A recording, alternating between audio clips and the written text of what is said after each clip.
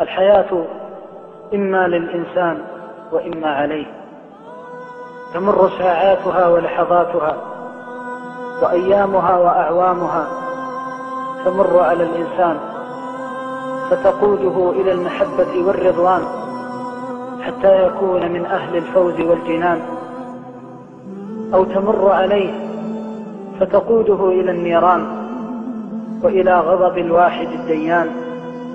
الحياة إما أن تضحكك ساعة لتبكيك دهرا، وإما أن تبكيك ساعة لتضحكك دهرا.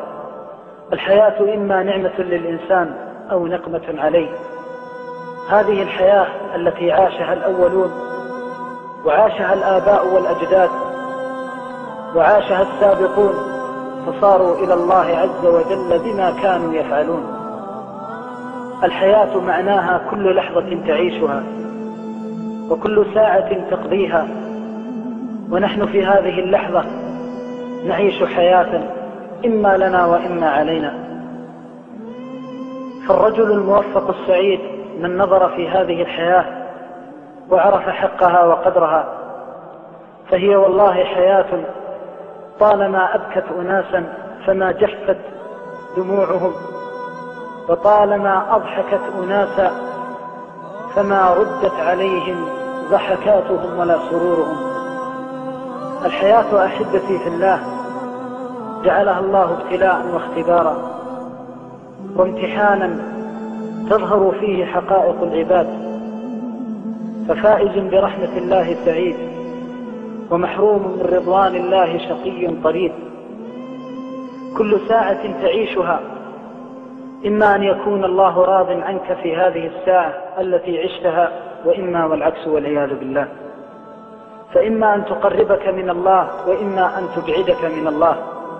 وقد تعيش لحظة واحدة من لحظات حب الله وطاعة الله تغفر بها سيئات الحياة وتغفر بها ذنوب العمر، وقد تعيش لحظة واحدة تتنكب فيها عن صراط الله وتبتعد فيها عن طاعة الله، تكون سببا في شقاء الإنسان حياته كلها، نسأل الله السلامة والعافية. فهذه الحياة فيها داعيان: داع إلى رحمة الله، وداع إلى رضوان الله، وداع إلى محبة الله. وأما الداعي الثاني فهو داع إلى ضد ذلك، شهوة أمارة بالسوء، أو نزوة داعية إلى خاتمة السوء. والإنسان قد يعيش لحظة من حياته يبكي فيها بكاء الندم على التفريط في جنب ربه، يبدل الله بذلك البكاء سيئاته حسنات.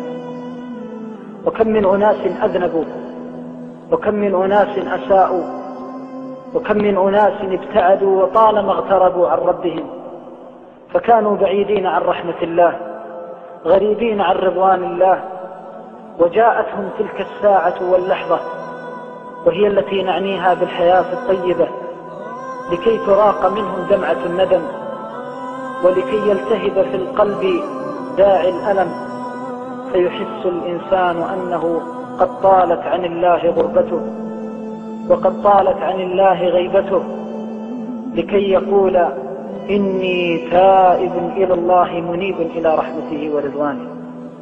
وهذه الساعة هي الساعة التي هي مفتاح السعادة للإنسان، ساعة الندم.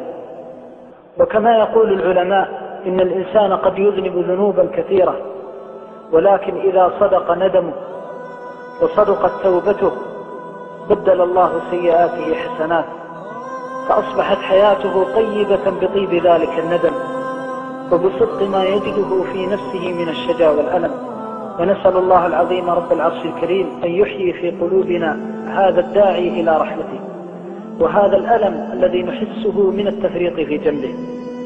أحبتي في الله، كل واحد منا يريده أن يسأل سؤالا، أن يسأل نفسه عن الليل والنهار: كم يسهر من الليالي، وكم يقضي من الساعات، كم ضحك في هذه الحياة، وهل هذه الضحكة ترضي الله عز وجل عنه؟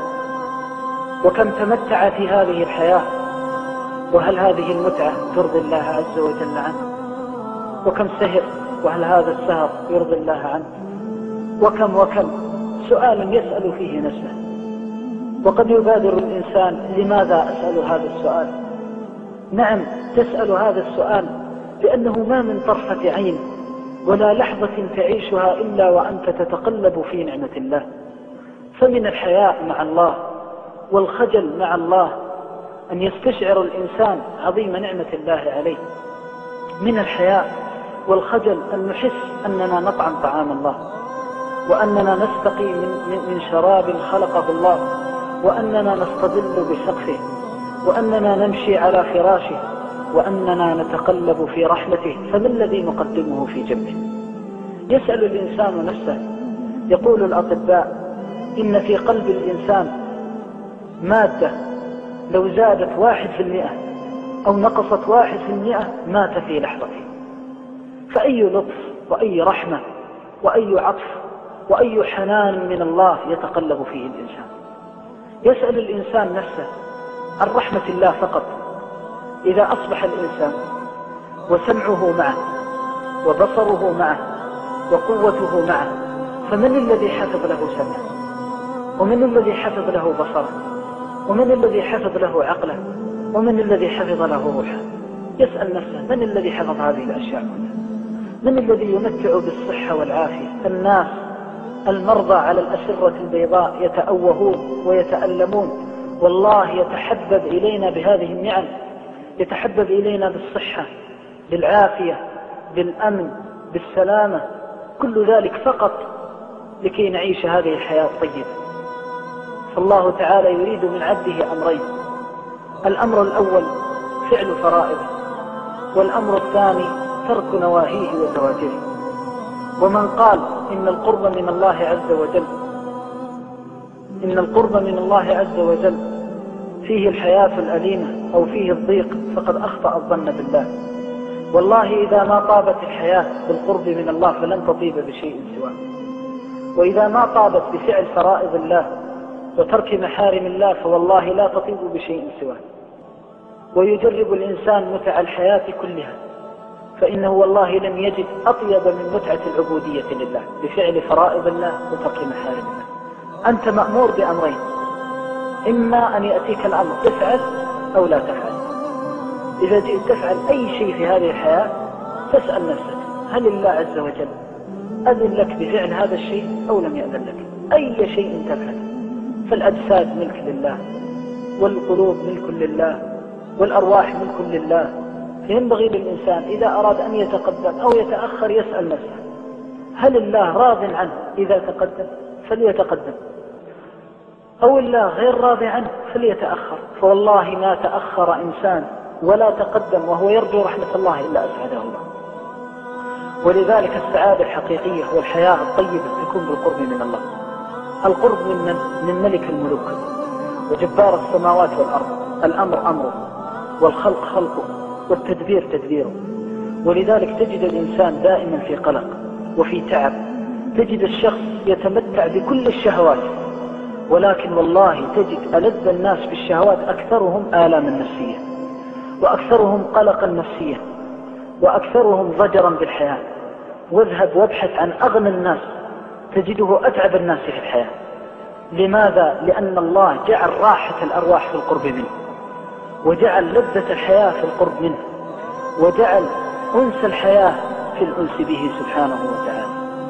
والصلاة الواحدة يفعلها الإنسان من فرائض الله بمجرد ما ينتهي من ركوعه وسجوده وعبوديته لربه، بمجرد ما يخرج من مسجده يحس براحة نفسية والله لو بذل لها أموال الدنيا ما استطاع إليها سبيل. الحياة الطيبة في القرب من الله، الحياة الهنيئة في القرب من الله. إذا كان ما طابت الحياة بالقرب من الله فبمن تطيب؟